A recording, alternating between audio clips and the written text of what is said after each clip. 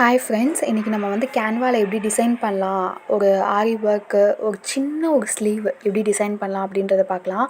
ஒரு flower model வச்ச மாதிரி ஒரு ஃப்ளவர் வந்து எலமெண்ட்ஸ்லேருந்து எடுத்துக்கோங்க.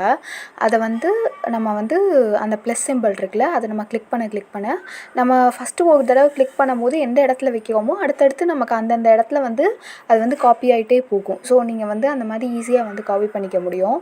அண்டு இப்போ வந்து ஃப்ளவர் டிசைன்ஸ் எல்லாமே வச்சிட்டோம். இது வந்து ஆக்சுவலி பேசிக்லேருந்து டீட்டெயில்டாக நான் வந்து உங்களுக்கு ஒவ்வொரு வீடியோவாக நான் வந்து போடுறேன். கேன்வாவில் உள்ள என்னென்ன ஆப்ஷன்ஸ் எல்லாம் இருக்குது, நம்ம என்னென்னலாம் வந்து பண்ண முடியும் அப்படின்றது வந்து இப்போ எனக்கு வந்து ஒரு ஹம்ஸ் மாதிரி ஒரு ஷேப் வந்து தேவை அப்படின்னா எனக்கு வந்து அது எக்ஸாக்டாக அந்த எலமெண்ட் வந்து கிடைக்காது.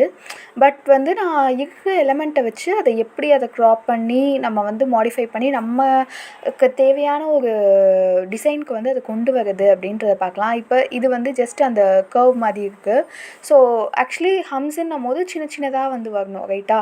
ஸோ இப்போ எனக்கு வந்து நான் ஒரு கர்வ் மாதிரி வந்து போடுறேன் எலமெண்ட்ஸில்.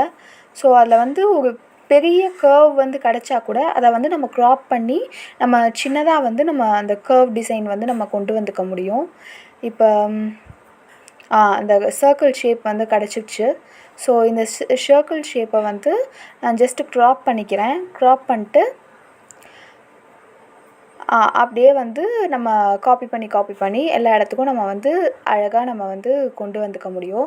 ஸோ இந்த மாதிரி நிறைய டிசைன்ஸ் நம்ம வந்து கேன்வாலே நம்ம டிசைனிங் ஒர்க்ஸை வந்து நம்ம பண்ணிக்க முடியும். நம்ம அந்த லென்த்து இதெல்லாம் வந்து செக் பண்ணுறதுக்கு வந்து மேலே வந்து அந்த ஷோ மார்ஜின் ஒன்று இருக்கும். அடுத்த வீடியோவில் நான் அதையும் காமிக்கிறேன் ஃப்ரெண்ட்ஸ். தேங்க்யூ.